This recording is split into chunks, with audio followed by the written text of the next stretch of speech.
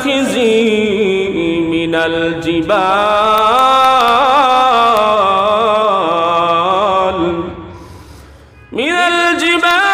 بيوتا ومن الشجر ومما يعمشون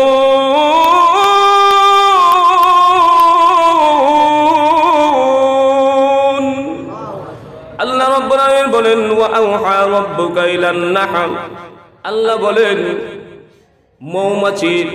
ওই মৌমাছির কাছে আমি আল্লাহ ওহী নাজিল করে জানায় দিয়েছি। দেখেন আল্লাহ কত বড় কথা বলেছেন, ওহী নাজিল হয় একমাত্র আল্লাহ রাব্বুল আলামিনের প্রদত্ত রাসূল এবং নবীর কাছে। আল্লাহ রাব্বুল আলামিন মৌমাছির গুরুত্ব বোঝানোর জন্য আল্লাহ তাআলা ডাক দিয়ে বলেন ওয়াআউহা রাব্বুকা ইলান নাহল আল্লাহ রাব্বুল আলামিন বলেন ও দুনিয়ার মানুষেরা, আমি মৌমাছির অন্তরের মধ্যে ওহী নাজিল করে জানাই দিয়েছি, মৌমাছিরে তোমরা উঁচু জায়গায় বাসা বাঁধবে। কোন জায়গায়? উঁচু জায়গায় বাসা বাঁধবে, পাহাড়ের মধ্যে বাসা বাঁধবে। জিবাল আল্লাহ উল্লেখ করে দিয়েছেন কোন জায়গায় বাসা বাঁধবে। মিনাল জিবালি বুয়ুতান ওয়া মিনাশ শাজারি ওয়া মিম্মা ইয়ারিশুন আল্লাহ রাব্বুল আলামিন ডাক দেন মৌমাছি পাহাড়ের মধ্যে উঁচু জায়গায় বাসা বাঁধবে, গাছের মধ্যে বাসা বাঁধবে এবং মানুষেরা যেই ঘরে বসবাস করে ওই ঘরের উঁচু জায়গায় বাসা বাঁধবে। কিসের জন্য? আল্লাহ স্থান নির্ধারণ করে দিয়েছেন, মৌমাছি যেখানে ইচ্ছা সেখানেই কিন্তু বাসা করতে পারে না।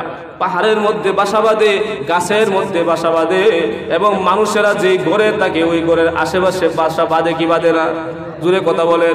অনেক সময় এমনও জায়গায় মৌমাছি বাসা বাঁধে দরজার উপরে, আছে না নাই? জোরে কথা বলেন। কারণ আল্লাহ রাব্বুল আলামিন মৌমাছির অন্তরের মধ্যে ওহী নাজিল করে জানাই দিয়েছেন, মৌমাছি রে আমি আল্লাহ তোকে স্থান নির্ধারণ করে দিয়েছি, এই জায়গায় বাসা বাঁধবে। বাসা বেঁধে কি করবে? সুম্মা কুলি মিন কুল্লিস সামারাতি ফাসলুকি সুবুলা রাব্বিকা যুলুলা ইয়াখরুজু মিন বুতুনিহা শারাবুম মুখতালিফুন আলওয়ানুহু ফীহি শিফাউল লিন্নাস আল্লাহ রাব্বুল আলামিন জানাই দিয়েছেন, বাসা যখন কমপ্লিট করা হয়ে যাবে, এক ফুল থেকে আরেক ফুলে যাবে, এক কলি থেকে আরেক কলিতে যাবে, ওই কলির মধ্যে গিয়ে মধু আহরণ করবে, পেটের ভিতরে মধুগুলা জমাবে। মধুগুলা এমন ভাবে জমাবে পেটের ভিতর থেকে ওই মধুগুলা বের করে চাকের মধ্যে রাখবে। মৌমাছি রে শুনে রাখ, যেই মধুগুলা তোমরা আহরণ করবে এটা বিভিন্ন কালারের হতে পারে, বুতুনিহা শারাবুন মুখতালিফ। আল্লাহ রাব্বুল আলামিন বলেন মৌমাছির পেটের ভিতরে যে মধু বের হয় এক কালারের হবে না, বিভিন্ন কালারের হবে, বিভিন্ন রঙের হবে। কোনটা কিছু হলুদ হবে, কোনটা কিছু লালচে হবে, কোনটা গোলাপি চাইতে হবে, আবার কোনটা একটু পাতলা হবে, আবার কোনটা একটু ঘন হবে। বিভিন্ন কালারের বিভিন্ন রঙের মধুগুলা বের হবে, শরাবগুলা পেটের ভিতর থেকে বের হবে। মৌমাছিকে আল্লাহ রাব্বুল আলামিন জানিয়ে দিয়েছেন কিসের জন্য? মুখতালিফুন আলওয়ানুহু ফীহি শিফাউল লিন্নাস। ওই পেটের ভিতর থেকে যে মধু বের হয় এটা সংরক্ষণ করে রাখবে। আমি আল্লাহ কোরআনের মধ্যে আয়াত নাজিল করে দিয়েছি, বান্দা তোর পেটের ভিতর থেকে, মৌমাছির পেটের ভিতর থেকে যে মধু বের হয় ওই মধুটা হলো মানুষের সমস্ত রোগের ঔষধ আমি আল্লাহ বানায়া দিয়েছি। জুরে কন্যা সুবহানাল্লাহ। আল্লাহ মৌমাছিকে বলে, রে মৌমাছি, তোর পেটের ভিতর থেকে যে মধু বের হয় আমি আল্লাহ শিফাউল লিকুল্লি নাস, শিফাউল লিকুল্লি দা। আল্লাহ বলেন সমস্ত মানুষের রোগের শিফা, সমস্ত রোগের ঔষধ আমি আল্লাহ বানিয়ে দিয়েছি। জুরে কোন সুবহানাল্লাহ। এই জন্য মৌমাছি দেখেন যে কোনো জায়গায় বাসা করে না, যে কোনো বাসায় ঘর বাঁধে না, যে কোনো জায়গায় ঘর বাঁধে না, নির্ধারিত স্থানে ঘর বাঁধে, উঁচু জায়গায় ঘর বাঁধে, যেন ওই জায়গার মধ্যে মধু সংরক্ষণ করতে পারে। বাতাস যেই জায়গার মধ্যে প্রবাহিত হয় চলমান থাকে, আর উঁচু জায়গার মধ্যে বাতাসটা এমনি বেশি লাগে, ওই জায়গার মধ্যে বাসা বাঁধে। আল্লাহ তাআলা নির্ধারণ করে দিয়েছেন, দেখবেন মৌমাছি এমন ভাবে বাসা তৈরি করে, কোন বিজ্ঞানী তাদের ব্রেইনে ধরে না মৌমাছি কিভাবে এত সুন্দরভাবে বাসা তৈরি করে। ওই মৌমাছি বিভিন্ন জায়গায় যাইয়া গাছ থেকে, গাছের মধ্যে দেখবেন কিছু কিছু সাদা সাদা রঙের অনেক কিছু বের হয়, যেমন এগুলো যদি আপনি আখ গাছের মধ্যে দেখেন, আখের মধ্যে পাবেন কিছু সাদা সাদা অংশ গাছের উপরে।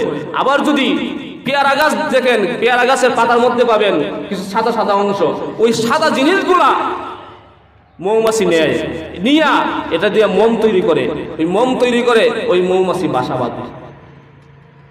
একটা চাকের মধ্যে একটা নয়, দুইটা নয়, 1000 নয়, 2000 নয়, কমপক্ষে মিনিমাম 20,000 ঘর তৈরি করে। জোরে কোন সুবহানাল্লাহ। আবার ওই মৌমাছির ঘর আপনারা মৌচাক দেখবেন, আমার বক্তব্যের সাথে মিলাবেন। মৌমাছিগুলো যে বাসা তৈরি করে 6 কোণা বাসা। কয় কোণা? জোরে কথা বলেন। 6 কোণ বিশিষ্ট এক একটা ঘর তৈরি করে। 5 কোণ, 4 কোণ, 3 কোণ এরকম বাসা মৌমাছি তৈরি করে না। কারণ 5 কোণ, 4 কোণ, 3 কোণ বাসা ভেঙে যাওয়ার সম্ভাবনা আছে, কিন্তু 6 কোণ বিশিষ্ট যে বাসা তৈরি করে ভাঙার সম্ভাবনা অনেক কম। আবার ওই 6 কোণ বিশিষ্ট বাসা তৈরি করলে একটু জায়গা ফাঁক যায় না, প্রতিটা কোণায় কোণায়, প্রতিটা জায়গায় জায়গায় একটার সাথে একটা স্টেপ বাই স্টেপ লাগাইয়া বাসা তৈরি করতে পারে। একটু সুতা পরিমাণ, চুল পরিমাণ জায়গা অপচয় হয় না। জোরে কোন সুবহানাল্লাহ। আবার তাকায়া দেখবেন মৌমাছি যে বাসা তৈরি করলো, মিনিমাম 20,000 যে গড় তৈরি করছে, ফিতা দিয়া মাপবেন, কম্পিউটার দিয়া, অনুবীক্ষণ যন্ত্র দিয়া, মাইক্রোসফটের নিচে নিয়ে আপনি পরীক্ষা করবেন যে গড়গুলা বানানো হয়েছে একটার সাথে আরেকটা এমন ভাবে ম্যাচিং হয়েছে, একটা চুল পরিমাণও বেশ কম নাই। জোরে কোন না আল্লাহু আকবার। এই ইঞ্জিনিয়ারিং বিদ্যা তাকে কে শিক্ষা দিল? জোরে কথা বলেন।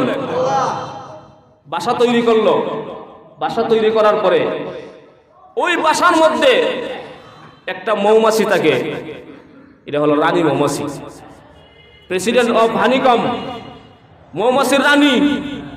অন্যান্য মৌমাছির চাইতে সেটা বড় হয়। এই চাকের ভিতরে এক একজনের এক এক কাজ। গোয়েন্দা আছে, পুলিশ আছে, র্যাব আছে, সেনাবাহিনী আছে। কিছু কিছু মৌমাছি আছে শুধু তারা চাকের মধ্যে বসে বসে বাচ্চা ফুটাবে, ডিম পারবে। আবার ওই ডিম পাহারা দেওয়ার জন্য আরো কিছু মৌমাছি আছে। আবার কিছু গোয়েন্দা আছে যে মৌমাছি মধু আহরণ করে, মাইলের মাইল, হাজার হাজার মাইল পর্যন্ত দূরে যাইয়া মৌমাছি খাবার ওই মধু সংরক্ষণ করে, ওই মধুগুলা চাকে জমা করে, যে বাচ্চাগুলো পড়ে বাচ্চার খাবার এবং মানুষেরও খাবার। জুড়ে কোন না সুবহানাল্লাহ। মুসলমান ভাইয়েরা আমার, ওই মৌচাকের ভিতরে গোয়েন্দা রয়েছে, পুলিশ রয়েছে, পাহারাদারের ব্যবস্থা আছে। যে রানী মৌমাছি আছে, ওই রানী মৌমাছির কথা মতো সমস্ত চাকের মৌমাছি চলে। কোন মৌমাছি যদি ওই রানীর অবাধ্য হয়ে যায়, সাথে সাথে তার চিরচ্ছেদ হয়ে যায়। জল্লাদও আছে, বিচারকও আছে, সাথে সাথে বিচার, আর কোনো কথা নাই, সাথে সাথে চিরচ্ছেদ করা হবে, গলা আলগাইয়ে দিবে। মুসলমান ভাইয়েরা আমার, বিস্তারিত বললে অনেক সময়ের প্রয়োজন, সংক্ষিপ্ত করে বলি। ওই মৌমাছি গুলা যারা মধু আহরণের কাজে যায়, তারা তো বিভিন্ন জায়গার মধ্যে যায়। আর যারা ওই চাকের ভিতরে থাকে, অনেক মৌমাছি আছে বাচ্চা পোড়ায়, আর রানী মৌমাছি যে একাই 100। কিতাবের মধ্যে উল্লেখ করা হয়েছে 3 সপ্তাহ পর্যন্ত ওই রানী মৌমাছি 6,000 থেকে 12,000 পর্যন্ত সে নিজেই বাচ্চা পোড়ায়। জুড়ে কন্যা সুবহানাল্লাহ। ও মুসলমান ভাইয়েরা আমার, মৌমাছিগুলো হাজার হাজার মাইল পর্যন্ত দূরে যে এক ফুল থেকে আরেক ফুলে, এক জায়গায় থেকে আরেক জায়গায় গিয়ে মধু সংরক্ষণ করে, ফুলের রসগুলো চুষে। কিন্তু কোনো মৌমাছি আবর্জনার উপরে বসে না, কোনো মৌমাছি ময়লার উপরে বসে না। গোয়েন্দা লাগানো আছে, কোনো মৌমাছি যদি পুলের উপরে না বসে যদি আবর্জনার মধ্যে বসে যায়, হারাম জিনিসের উপরে বসে যায়, গোয়েন্দা সাথে সাথে রানীর কাছে খবর পৌঁছায়া দেয়, রানী গো ওই মৌমাছিটা আবর্জনার উপরে বসেছে। রানীর কাছে যখন ধরে না হয়, সাথে সাথে বিচারের কার্য শুরু হয়ে যায়, শিরচ্ছেদ করা হয়, গলা আত্রাইয়া দেওয়া হয়, আর তার কোনো বিচার নাই, একটাই বিচার, শিরচ্ছেদ। চেকপোস্ট বসানো হয়, ওই মৌমাছিগুলা যে মধুগুলা নিয়ে চাকের ভিতরে ঢুকে, চাকের ভিতরে যাওয়ার আগে চেকপোস্টের মধ্যে ওই মৌমাছিগুলা চেক করে দেখে তার মধু পিওর কিনা, কাটি কিনা। যদি বেজাল থাকে, রানী মৌমাছির কাছে গায়ে কই ওই মৌমাছির যে মধু সংগ্রহ করেছে এটা পিওর না, সাথে সাথে শিরচ্ছেদ। আপনারা তাকায় দেখবেন মৌচাকের নিচে প্রত্যেক দিন তাকায় দেখবেন অসংখ্য অগণিত গলা কাটা মৌমাছি পড়ে আছে। আপনারা আমার বক্তব্যের সাথে কোনো মৌচাক যদি পান তাহলে মিলাইয়া দেখবেন প্রত্যেক দিন মৌচাকের নিচে গলা কাটা মৌমাছি পড়ে আছে। তাদের একটাই দোষ, তা আবর্জনার উপরে বসেছে, এই জন্য শিরচ্ছেদ করা হয়েছে। আমার ওই মৌমাছিগুলো এক পোল থেকে আরেক পোল, 1 মাইল থেকে 2 মাইল, হাজার হাজার মাইল পর্যন্ত দূর গিয়ে মধু সংরক্ষণ করে। আসার সময় একটা মৌমাছি ও রাস্তা বলে না, এক দেশ থেকে আরেক দেশ পর্যন্ত যায়, তার নিজের রাস্তা বলে না। আল্লাহ রাব্বুল আলামিন কোরআনে জানাই দিয়েছেন, মৌমাছি রে আমি আল্লাহর দেওয়া রাস্তায় চলবে, যত হাজার মাইল পর্যন্ত ঘুরবে, আমি আল্লাহ তোদেরকে এমন শিক্ষা দিয়েছি যে রাস্তা দিয়ে যাবে ওই রাস্তা দিয়ে আবার নিজের বাসায় আসতে পারবে, কোনোদিন তোদের রাস্তা মিস হওয়ার সম্ভাবনা নাই।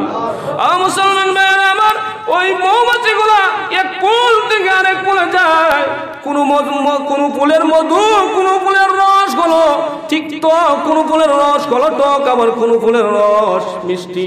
সকল ফুলের রস তো একরকম হয় না, তাহলে ওই মধুগুলা, সব মধুগুলা কেন মিষ্টি হয়? একদিন আল্লাহর নবী, বিশ্ব নবী রাহমাতুল লিল আলামিন দাঁড়ায় আছেন, রাসূলের পাশ দিয়ে একটা মৌমাছির পাল উড়ে যায়। আল্লাহর নবী ডাকতে বলে, মৌমাছি রে একটু দাঁড়াও, তোমাদের সাথে কথা রয়েছে। আল্লাহর নবীর কথা শুনে মৌমাছি দাঁড়ায় গেছে। মৌমাছি ডাক দিয়ে বলেন, ইয়া রাসূলুল্লাহ কি বলবেন? আল্লাহর নবী ডাক দিয়ে বলেন, মৌমাছি রে তোমরা যে মধু সংগ্রহ করো বিভিন্ন ফুলে ফুলে যাইয়া, বিভিন্ন কলি কলিতে যাইয়া, সকল ফুলের রস তো একরকম হয় না, কোন ফুলের রস মিষ্টি হয়, কোন ফুলের রস তিক্ত হয়, আবার কোন ফুলের রস টক হয়। তাহলে তোমরা যে মধুগুলা সংরক্ষণ করো, ওই মধু সবগুলা কিভাবে মিষ্টি হয়, মিষ্টি মধু কিভাবে চাকের মধ্যে জমা করো? এই কথা যখন বলেছেন, ওই মৌমাছিগুলো ডাক দেওয়া না, ইয়া রাসূলুল্লাহ আমার প্রভু আল্লাহ রাব্বুল আলামিন জানাই দিয়েছেন, ওই মধু সংগ্রহ করার পরে, সমস্ত ফুলের রস সংগ্রহ করার পরে পেটের ভিতরে নিয়ে আপনার উপর যেন দুরূদ শরীফ পড়ি, জুড়ে কোন সুবহানাল্লাহ, আপনার উপর যেন দুরূদ শরীফ পড়ি, মধুগুলো পেটের ভিতরে নিয়ে, ফুলের সমস্ত রসগুলো পেটের ভিতরে নিয়ে যেই মাত্র আপনার উপর দুরূদের আমল করা শুরু করে দেই, আল্লাহর কসম করে বলি, তিক্ত রস আমরা আহরণ করি, টক রস আমরা আহরণ করি, বিভিন্ন ফলের বিভিন্ন রকম রস আহরণ করি, আপনার উপর দুরূদ শরীফ পড়ার সাথে সাথে আমাদের পেটের ভিতরের মধুগুলা আল্লাহ রাব্বুল আলামিন মিষ্টি বানায়া দেয়। মুসলমান ভাইয়েরা আমার, আল্লাহ রাব্বুল আলামিন জানিয়ে দিয়েছেন, ওই মৌমাছির পেটের ভিতর থেকে যে মধু বের হয়, ওই মধুগুলা সমস্ত রোগের শিফা, যত রোগ আছে সমস্ত রোগের শিফা। আল্লাহ রাব্বুল আলামিন শিফা উল্লিন্নাস, সমস্ত মানুষের জন্য শিফা। এই জন্যে আল্লাহর নবীর সাহাবী উমর রাদিয়াল্লাহু তাআলা আনহুর ছেলে ইবনে উমর ডাক দিয়ে বলেন, দুনিয়ার মানুষেরা রে, আমার কাছে যে মানুষগুলা চিকিৎসার জন্য আসতো, যদি শরীরের মধ্যে পোড়া হইতো, শরীরের মধ্যে যদি কোনো রোগ হইতো, আমি মধু লাগাই দিতাম। আল্লাহর কসম করে বলি, মধু লাগানোর সাথে সাথে সমস্ত রোগ ভালো হয়ে যেত। জুড়ে কন্যা সুবহানাল্লাহ। একটা হাদিস বলি, ওই হাদিস বলে শেষ করে দেব। আল্লাহ নবীর সাহাবী, আল্লাহ নবীর এক সাহাবী, ওই সাহাবী ডাক দিয়া বলেন, একদিন আমরা আল্লাহর নবীর কাছে বসে আছি, বসা অবস্থায় একজন লোক এসেছে। লোক এসে ডাক দিয়ে, আল্লাহর নবী গো, আমার ছোট ভাই পেটের ব্যথা, পেটের ভিতরে অসংখ্য ব্যথা শুরু হয়েছে, পাতলা পায়খানা শুরু হয়ে গেছে, আপনি একটু চিকিৎসা করেন। যেই মাত্র আল্লাহ রাসূলের কাছে এই প্রস্তাব জানালো, আল্লাহর নবী ডাক দিয়ে বলেন, যাও তাকে মধু পান করাও। সারাদিন পর্যন্ত তাকে মধু পান করালো। দ্বিতীয় দিন এসে ডাক দিয়ে বলেন, ইয়া রাসূলুল্লাহ, ও আল্লাহর নবী, আমার ভাইয়ের পেটের রোগ তো এখনো কমে নাই, আরো বেড়েছে। আল্লাহর নবী ডাক দিয়ে বলেন, যাও তাকে মধু পান করাও। দ্বিতীয় দিন আবার পান করিয়েছে। তৃতীয় দিন এসে আবার ডাক দিয়ে বলেন, ওগো নবীজি, আমার ভাইয়ের পেটের সমস্যা তো এখনো দূর হয় নাই। আল্লাহর নবী ডাক দিয়ে বলেন, যাও তাকে বেশি করে মধু পান করাও। তৃতীয় দিন পান করানোর সাথে সাথে আল্লাহর কসম কেড়ে বলি, কিতাব সাক্ষী, হাদিস সাক্ষী, ওই ব্যক্তির পেটের যত সমস্যা আছে, সমস্ত সমস্যা মহান আল্লাহ রব্বুল আলামিন ভালো করে দিয়েছে। হাদিসের ব্যাখ্যার মধ্যে উল্লেখ করা হয়েছে। তাহলে 3 দিন খাওয়াইলো কেন? তার পেটের ভিতরে এমন ভাবে গ্যাস জমেছে, ময়লা জমেছে, একদিন খাওয়ানোর পর পাতলা পায়খানা আরো বাড়ছে, গ্যাস বের হতে শুরু করেছে। দ্বিতীয় দিন যখন খাওয়াইলো আবার বের হতে শুরু করছে। তৃতীয় দিন যখন আবার খাওয়াইছে, সমস্ত ময়লা আবর্জনা গ্যাস বের করে দিয়া আল্লাহ রাব্বুল আলামিন তাকে পরিপূর্ণ সুস্থ বানাই দিয়েছেন। জোরে কোন সুবহানাল্লাহ। এই জন্য বলেছেন, মধু হলো সমস্ত রোগের শিফা। আপনারাও মধু পান করবেন, রাসূলের সুন্নাত অনুযায়ী মেনে, কোরআনের আল্লাহ তাআলার হুকুম অনুযায়ী মেনে মধু পান করবেন।